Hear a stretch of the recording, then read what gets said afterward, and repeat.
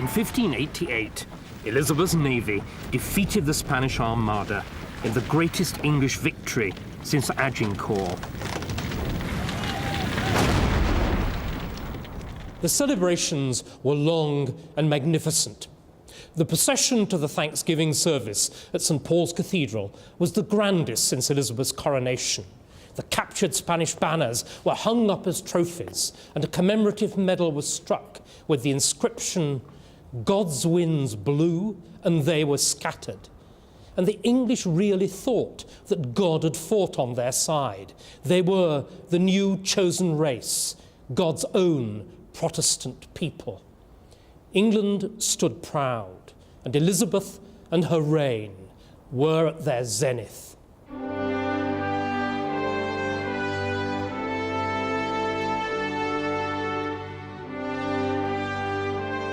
It was the golden age of Elizabethan England.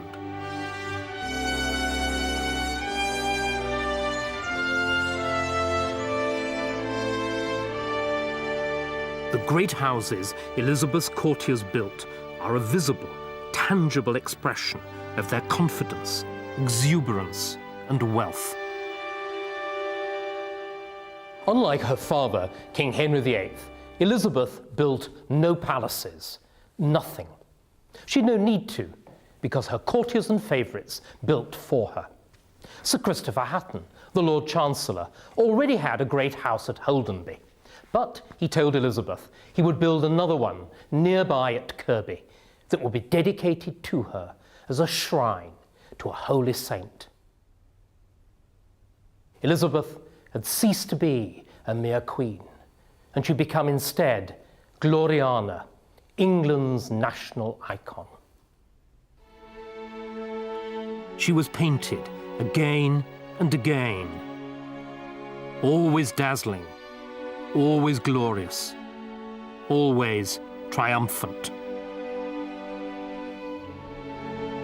Even in her late 50s, she has the face of eternal youth. But Elizabeth, the woman, was aging. The goddess had feet of clay.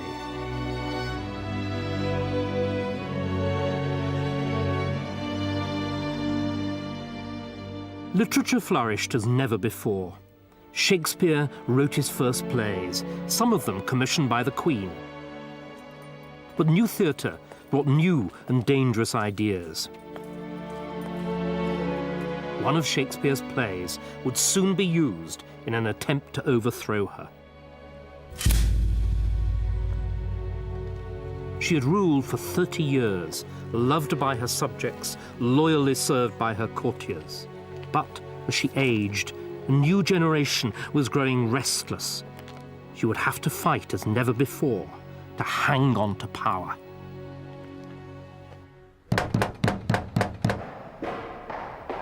It is September 1588. Queen Elizabeth has been locked inside her chamber for some days. All attempts to contact her have failed, and the court is in panic.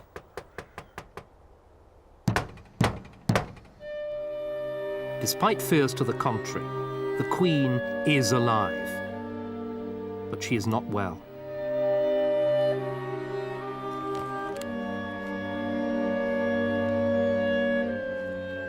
I most humbly beseech your majesty to pardon your old servant to be thus bold in sending to know how my gracious lady doth. For my own case, I continue still your medicine, and it amends much better than any other thing that hath been given me.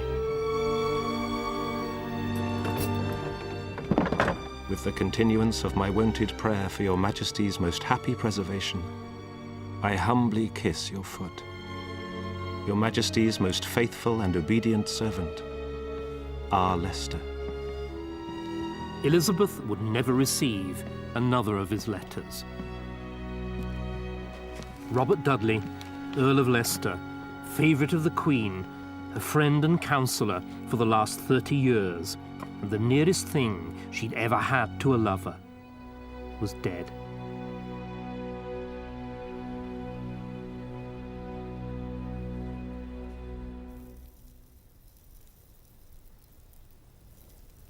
In the next 2 years, a succession of court notables followed Robert Dudley to the grave.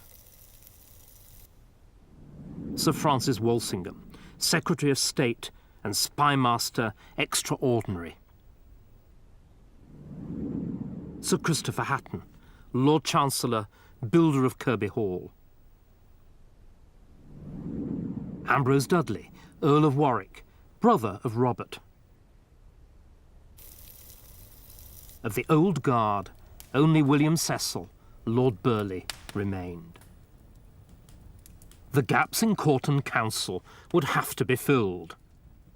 But the Queen had always hated change, and instead of bringing in new blood, she replaced fathers with their sons. Robert Devereux, Earl of Essex, was Robert Dudley's stepson. He was 21, vain, high-spirited, impatient and brilliant, with a fondness for duelling. He was much admired at court and was viewed by all as a man destined for greatness. He aspired to his stepfather's role of a great noble and a military leader.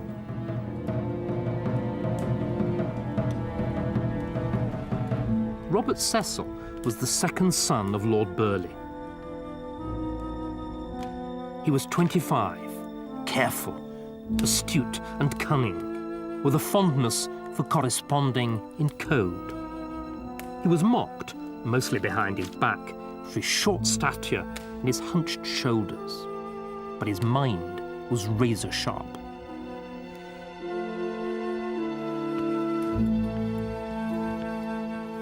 He aspired to his father's role of statesman and political leader.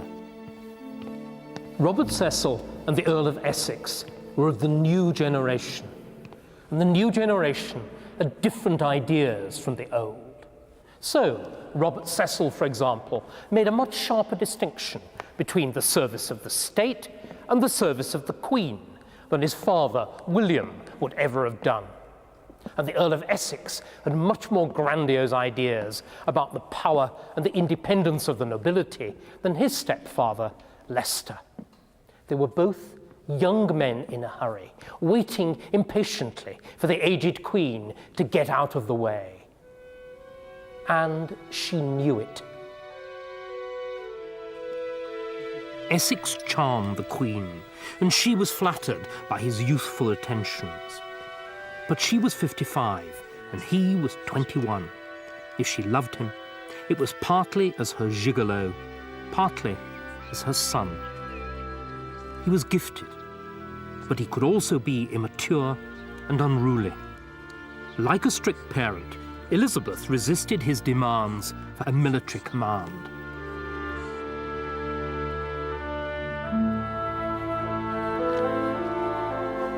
Robert Cecil was already an MP. Elizabeth called him her elf, or, less to his liking, her pygmy. She respected his political instincts, but she was wary of him and was never able to trust him as she had his father.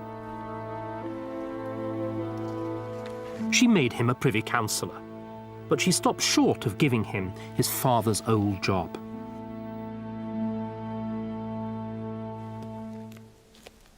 The new generation would have to wait its turn. She continued to rely instead on the man who'd served her since the start of her reign, whom she trusted above all others, Robert Cecil's father, Lord Burleigh. I do entreat heaven daily for your longer life. Else will my people and myself stand in need of cordial too. You are in all things to me, Alpha and Omega.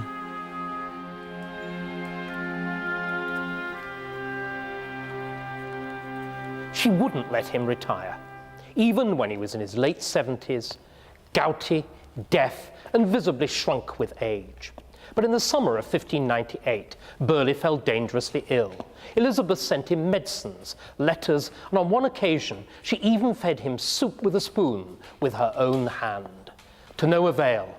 In September 1598, Burghley died.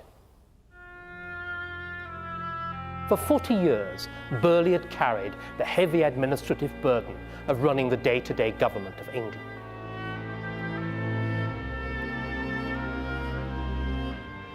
It wasn't as risky as the essentially noble role of the Queen's military lieutenant, which had been fulfilled by Burghley's old sparring partner, the Earl of Leicester, but nor was it as prestigious, which is why, in death, the bureaucrat Burghley wears the furred robes and the gilded armour that symbolise the role of the nobleman, a role that he'd shunned in life.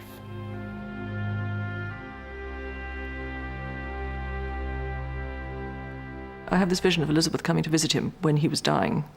There's this old woman stamping along the passage with her wig askew, with her pockmarked face disguised with horrendous white lead makeup, huge diamonds,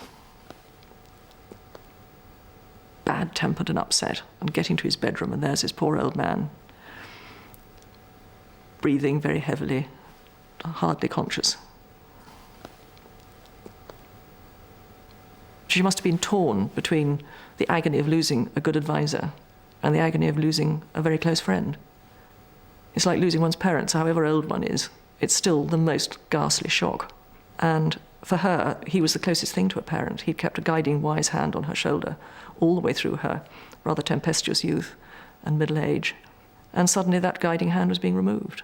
And, she must have been very bereft.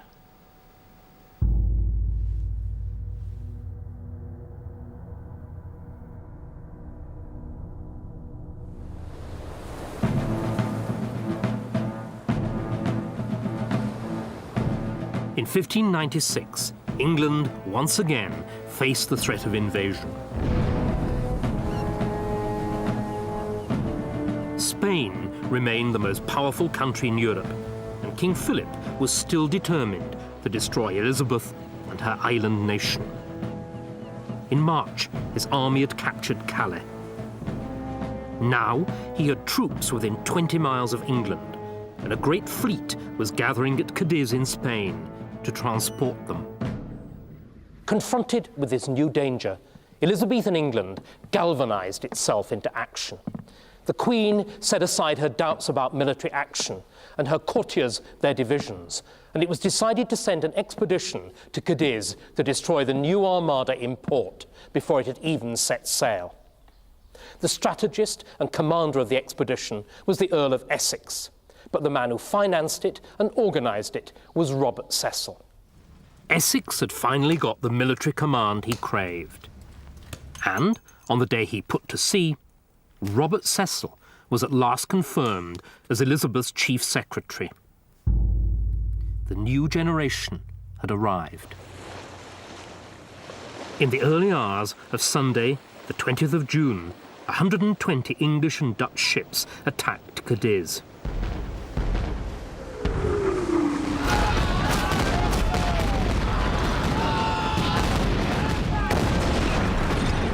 The Spanish were taken off guard.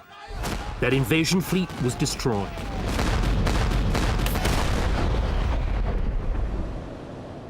The town was captured and plundered for booty. Spain had again been humbled. England and Essex had triumphed.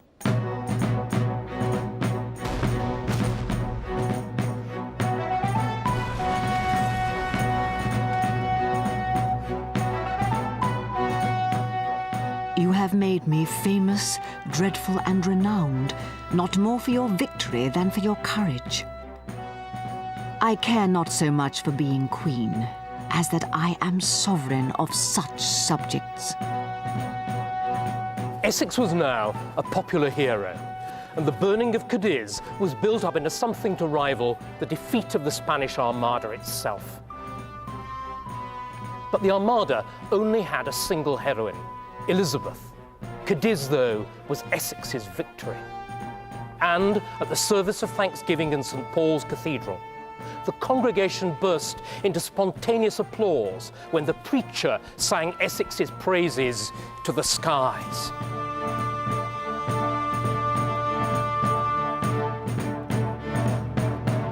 For Elizabeth, it was a novel and disturbing development. Her previous favourite, Leicester, Essex's stepfather, had actually been hated. Now a man whom she had created was her rival in popular affection. But popularity was the basis of Elizabeth's monarchy. It could not be shared with a subject. As a first step, all further popular celebrations of Cadiz were banned. But London continued to glorify their new hero. Some preachers even compared him to Julius Caesar, the greatest of the Romans. The city that had adored the Queen since the beginning of her reign had found a new idol.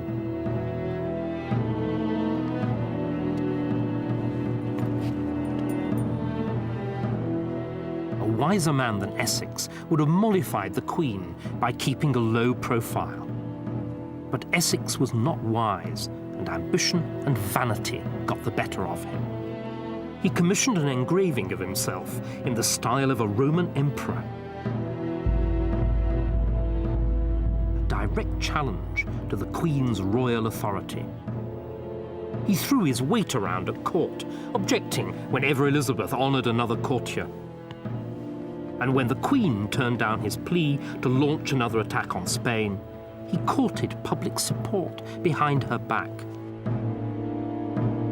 Elizabeth was furious.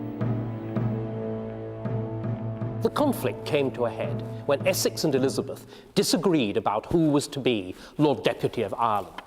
The Queen contemptuously dismissed the Earl's arguments. The Earl turned his back on the Queen, and the Queen, irritated, boxed the Earl's ears. At this point, the Earl half drew his sword on the Queen.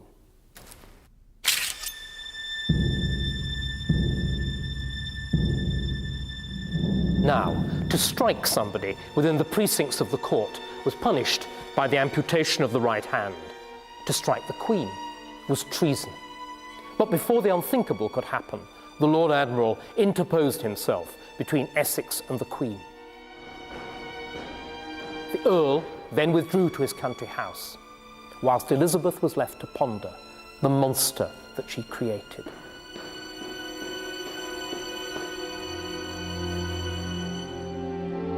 Elizabeth loved the theatre, but some plays were as much about politics as entertainment. Most dangerous was Shakespeare's Richard II, which dealt with the making and the unmaking of a king. I give this heavy weight from off my head. With mine own hands, I give away my crown. With mine own tongue, deny my sacred state. All pomp and majesty I do forswear. My acts, decrees, and statutes I deny. God save King Henry, unkinged Richard says, and send him many years of sunshine days. The play tells the story of the deposition of the rightful anointed king, Richard II, by Henry Bolingbroke, his cousin and the military hero. Elizabeth identified herself passionately with the deposed king. "I am Richard II, know ye not that," she's supposed to have said. She also thought that there were many potential Bolingbroks around. Robert Cecil and the Earl of Essex told her to her face that they worshipped her. Behind her back, they were looking to the future after her death. And, Elizabeth sometimes feared, they were plotting to depose her, just like Richard II. When Shakespeare's play was printed the following year, the deposition scene had been cut from the text. We can guess that the author and his publisher were given hints that they'd been wise enough to take.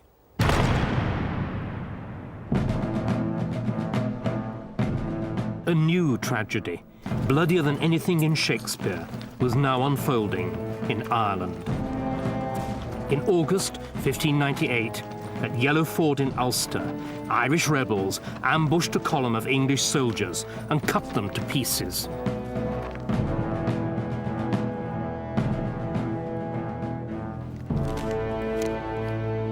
"1,200 men lay dead or dying. It was the worst military defeat of Elizabeth's reign.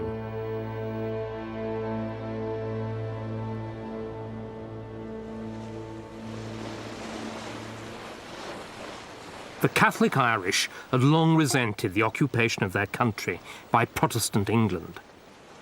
There had been rebellions before, but this one was much more dangerous. It had the support of Spain. King Philip II was dead, but his son had inherited his father's zeal to be avenged for the defeats of Cadiz and the Armada. He planned to land troops in Ireland and to threaten England across the Irish Sea. The Queen would have to act. In spring of 1599, the largest English army of Elizabeth's reign landed on the east coast of Ireland. In command was her half-disgraced favourite, the Earl of Essex, who had pestered the Queen until she gave him the post. He wished to rehabilitate himself in the Queen's favour. He also wanted to show that he was a real soldier, able to draw his sword on the Queen's enemies, just as he'd half drawn it on the Queen herself. But the first use that Essex made of his sword in Ireland was to employ it to usurp the Queen's kingly prerogatives by knighting, in defiance of Elizabeth's explicit instructions, 38 of his captains. Turning his sword against the Queen's enemies proved more of a challenge. For months, Elizabeth received little news from Ireland, and she became increasingly frustrated at Essex's failure to engage the enemy. If sickness in the army be the reason, why was not the action undertaken when the army was in a better state? If winters approach, why were the summer months of July and August lost? If the spring were too soon and the summer that followed otherwise spent, then surely we must conclude that none of the 4 quarters of the year will be in season for you. But Essex did not meet his enemy in battle. Instead, he and the rebel leader, the Earl of Tyrone, had a secret rendezvous near Carrickmacross. They talked for half an hour, alone and out of earshot of their officers. Then they parted on good terms. After 6 months in Ireland, Essex had spent £300,000 and lost 12,000 men to disease and desertion. That was incompetence. Now he had made a secret deal with the rebel leader, the sworn enemy of the Queen. That was close to treason. Her reservations about her young courtiers began to look justified. They could not be trusted.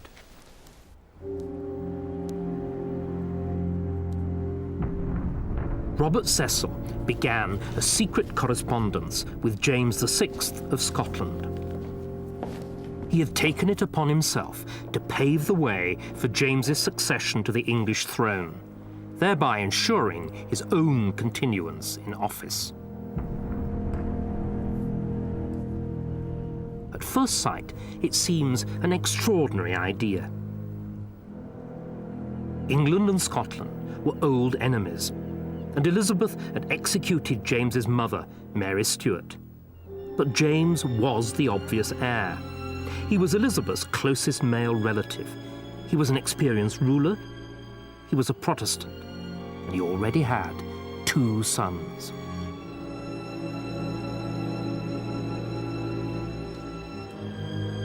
Cecil told James if he accepted his advice and guidance, he could expect a peaceful accession to Elizabeth's throne. But Cecil had to proceed with care.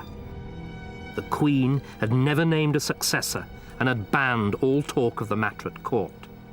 The secret must be carefully kept.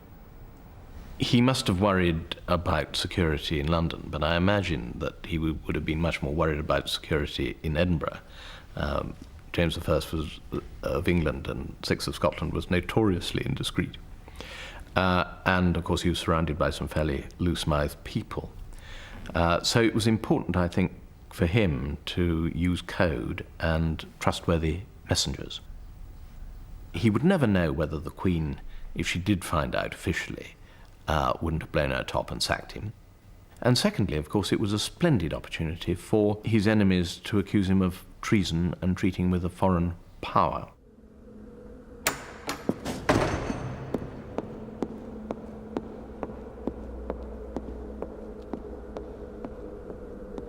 At 10 o'clock on the 28th of September, an exhausted, mud-spattered rider arrived at Nonsuch Palace. He rushed up the grand stairs, through the garden presence chambers, pushing his way past startled gentlemen ushers and outraged ladies-in-waiting, and burst, unannounced, into the Queen's bedchamber. There he found Elizabeth, newly risen and still in her nightgown, without her wig, her makeup, and her ruff. It was a sight that no man had seen in 30 years. Elizabeth the woman, without the trappings of Gloriana the Queen. And the man who had thus violated the image of Elizabeth's monarchy was Robert Devereux, Earl of Essex. It was an extraordinary affront to the Queen's honour. Essex had returned in panic, convinced that Cecil was engineering his downfall and desperate to plead his case. He was exhausted, ill, scarcely in his right mind. But the Queen was in no mood for forgiveness. Elizabeth had stayed remarkably calm when Essex burst into her bedchamber. Later that afternoon, the Earl was summoned for a private audience with the Queen, which quickly turned into an interrogation. Why, Elizabeth wanted to know, had he left Ireland without permission? Why had he made so many knights in defiance of his express instructions? Why, above all, had he made a truce with that rebel and traitor Tyrone?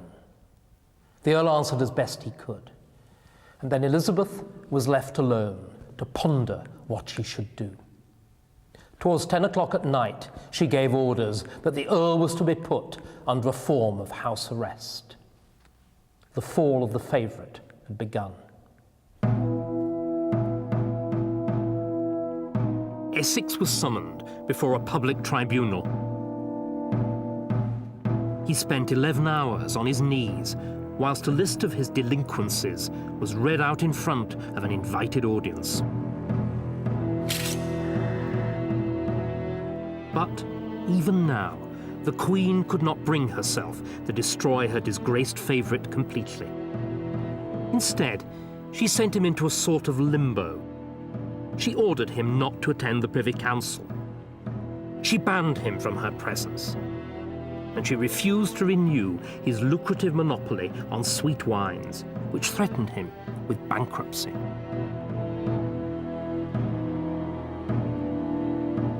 Essex was released to his London residence, Essex House. He was down, but he wasn't quite finished yet. He would make one final, desperate bid for power. He would rebel. A scheme was quickly hatched. The Earl would capture the City of London and the Tower. The Queen would be forced to summon a parliament and to impeach Robert Cecil, and Essex would be declared Lord Protector of England. It was a harebrained scheme, but it might just work. The Earl's military followers would provide the backbone of an army, and Essex was so popular with the people of London that he was confident that they would rise in his support. Essex wrote to James, seeking his support for the rising. The Scots king was too careful to commit himself, but sent Essex a reply in code and dispatched 2 envoys to meet him. Essex had already done his deal with the rebel Tyrone. would back the Earl's rising, it was said, in exchange for power over Ireland. And he had the support of one of the London sheriffs, as well as 5 other disaffected nobles. To call the people of London to arms, Essex's henchmen bribed Shakespeare's company to stage a performance at the Globe. Essex chose the play. It was Richard II.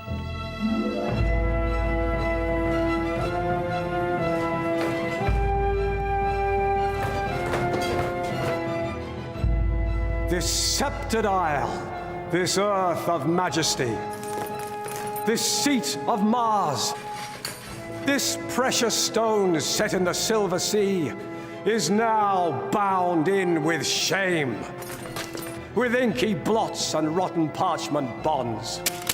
That England that was wont to conquer others hath made a shameful conquest of itself. John of Gaunt is lamenting nostalgically for a lost England, a great country fallen into ruin. The stage is set for the deposition of a corrupt and overweening monarch by a once favoured and faithful nobleman. The audience were a mixed lot: adventurers, ex-soldiers, papists, malcontents. But they shared a common resentment for Elizabeth and her England, or was it Robert Cecil's England? And they had a common loyalty to the only conceivable alternative, Robert Devereux, Earl of Essex.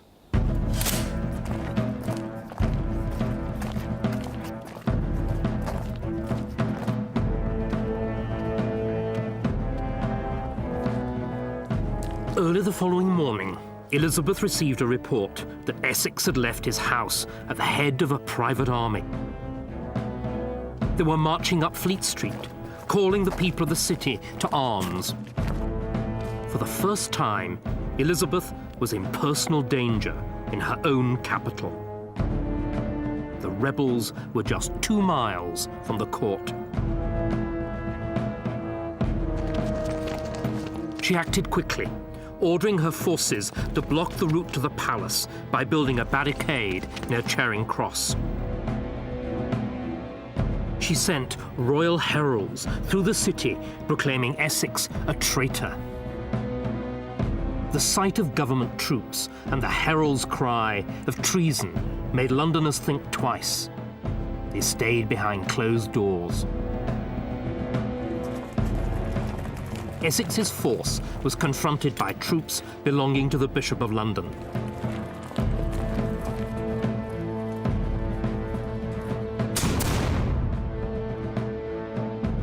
Essex's page and 2 others were killed. By nightfall, the rebels were in retreat, their hands or cloaks covering their faces to try to avoid recognition. Essex himself panicked and fled back towards Essex House. He barricaded himself in and set about destroying incriminating evidence, including James's coded letter, whilst outside, the Queen's forces trained cannon on the house.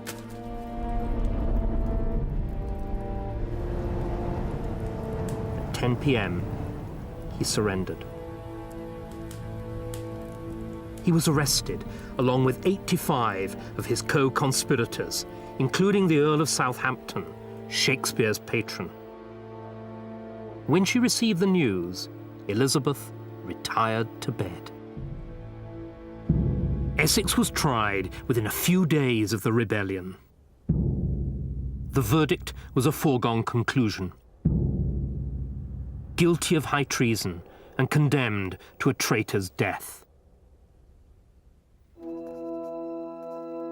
Only the Queen could confirm the sentence. It brought echoes of her past. She had agonized for months before authorizing the execution of her cousin, the Duke of Norfolk. She had hesitated for years before finally confirming the death sentence on her fellow queen, Mary Stuart.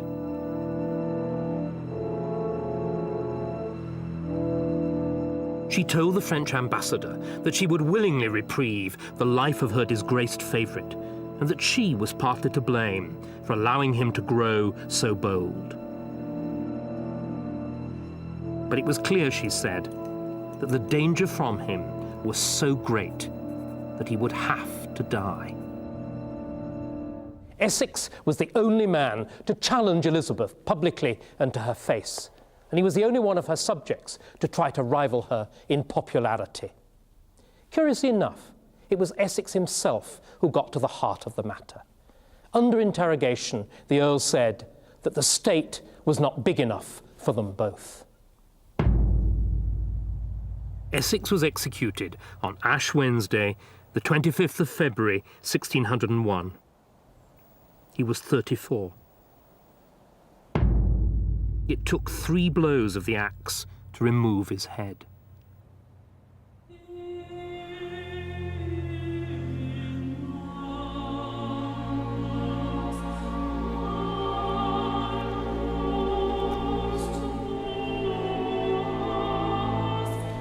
A change came over the Queen. For most of her life, she had enjoyed what seemed like eternal youth. Now, at 68, she seemed suddenly old, in mind and body. All the fabric of my reign, little by little, is beginning to fail.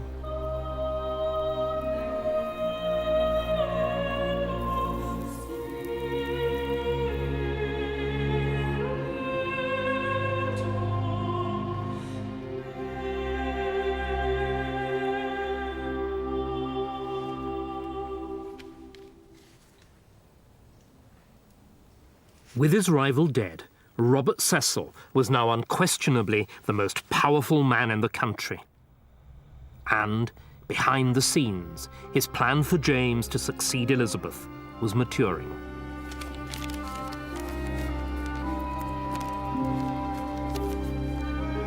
The king, writing in code, told Cecil that he could look forward to greater favour once he had the crown than he already enjoyed under Elizabeth.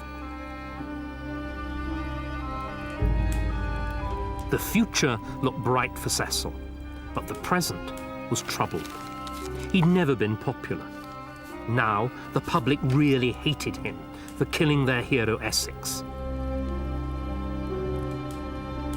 The regime was seen as stale and corrupt, and Cecil became the focus of blame for the country's many ills. The harvest had failed. The war in Ireland dragged on. Taxes were heavy. And the Queen's own popularity was also at an all-time low. For years, she had rewarded her favourite courtiers with grants called monopolies, taxes on everything from playing cards to soap. The policy aroused deep resentment in the impoverished population. We're familiar with this kind of combination of casual corruption and a government that's been in power too long. We call it sleaze, and the rot went right to the top. Elizabeth herself had been around longer than everybody else. At first, her motto, semper et adem, always the same, had made her seem a rock of stability in a changeable world. Now she was merely an obstacle to necessary reform.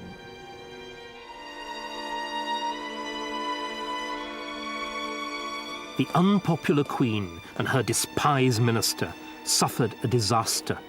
They lost control of Parliament. MPs were determined to break the hated monopoly system. The ageing Queen was forced to address Parliament in person to try to rescue the situation. If my kingly bounties have been abused, and if any in authority under me have neglected or perverted what I have committed to them, I hope God will not lay their offenses in my charge. For I do assure you, there is no prince that loves his subjects better. There is no jewel, be it of never so rich a price, which I place before this jewel. I mean your love. And though you may have many mightier and wiser princes sitting in this seat, yet you never had, nor shall have, any that will love you better.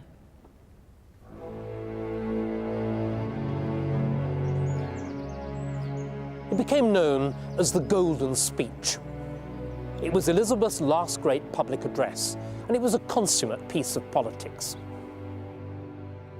Elizabeth won the MPs over not only by her unexpected announcement that she was going to suspend and investigate monopolies, but also by her language and sentiment.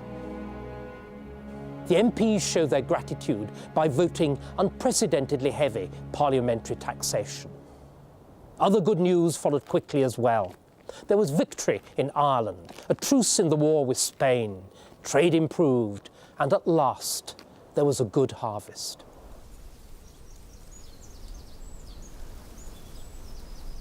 Elizabeth too seemed to rejuvenate. In August, she rode for 10 miles and then went hunting. She was aged almost 69, and yet she boasted she was in better health than she'd been for 10 years. It was an Indian summer, glorious but brief. It could not last.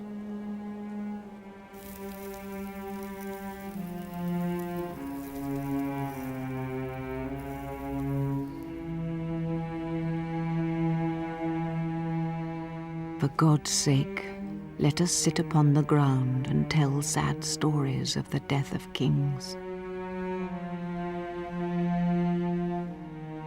Let's talk of graves, of worms and epitaphs. Make dust our paper, and with rainy eyes write sorrow on the bosom of the earth. By March 1603, Elizabeth was in serious decline. She was suffering from ulcers in the throat, fever, and lack of appetite.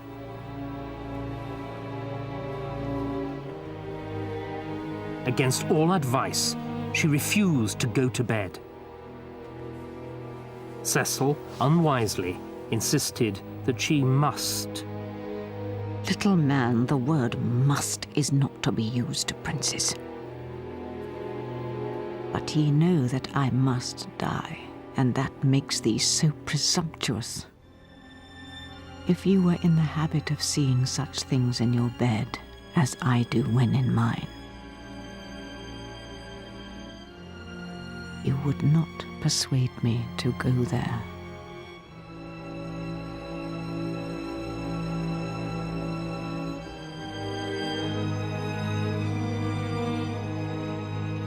After 2 weeks on the floor in the same clothes, Elizabeth asked her attendants to get her to her feet. But still, she did not go to bed. Instead, she remained standing in total silence for the next 15 hours. She appeared already in a manner insensible, holding her finger continually in her mouth, with her eyes open and fixed to the ground.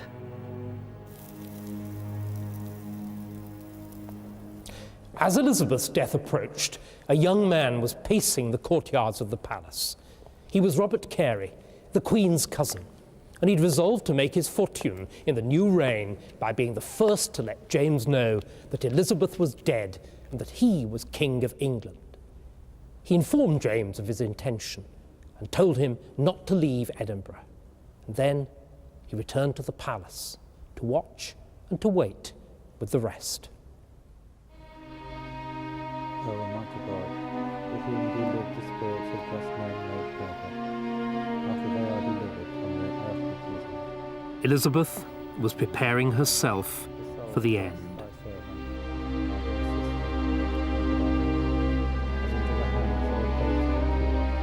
The Archbishop kneeled down beside her and examined her first of her faith. And she so punctually answered all his questions, by lifting up her eyes and holding up her hand, as it was a comfort to all the beholders. Then the good man told her plainly what she was and what she was come to. Though she had been long a great queen here upon earth, yet shortly she was to yield an account of her stewardship to the King of Kings. At 10 o'clock at night, on the 23rd of March, 1603, Elizabeth falls into a deep sleep. She never woke up.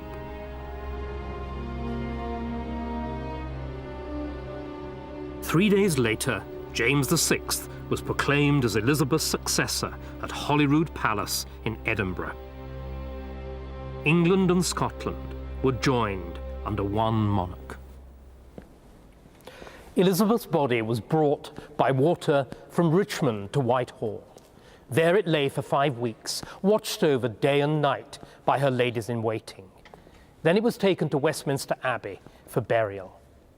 The funeral effigy on top of the coffin was so lifelike that from the great crowds lining the route, nothing was heard but a general sighing, groaning, and weeping. Elizabeth the woman was dead. But the achievement of Gloriana, the great Queen of England, lived on.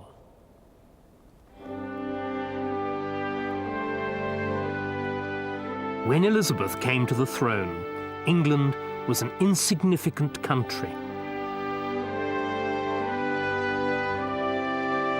When she died, it was a major European power. She had begun her reign by promising to avoid the mistakes of her sister Mary. By and large, she succeeded.